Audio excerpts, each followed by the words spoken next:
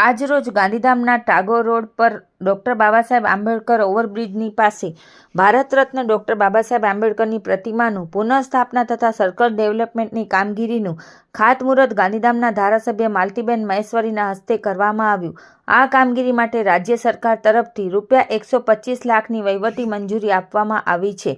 તારીખ 11 જાન્યુઆરીથી 25મી જાન્યુઆરી સુધી બંધારણ ગૌરવ અભિયાન કાર્યક્રમની દેશભરમાં ઉજવણી થઈ રહી છે, ત્યારે બંધારણના ઘડવૈયા ભારત રત્ન ડૉક્ટર બાબા સાહેબ આંબેડકરની પ્રતિમાનું પુનઃસ્થાપન કાર્યક્રમ પ્રસંગે મહેશ્વરી મેઘવાળ સમાજના ચારેવાડાના લોકો મોટી સંખ્યામાં હાજર રહ્યા।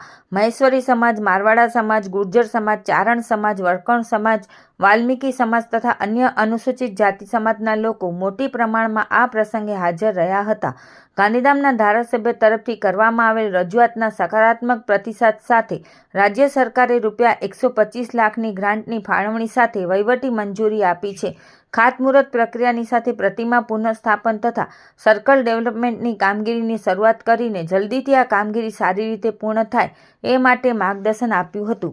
ખાતમુહૂર્તના કાર્યક્રમની શરૂઆત શાસ્ત્રોક્ત વિધિથી કરવામાં આવી।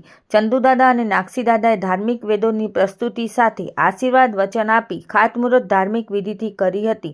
કાર્યક્રમની વ્યવસ્થા આરએનબી કચેરીના સ્ટાફે સંભાળી હતી।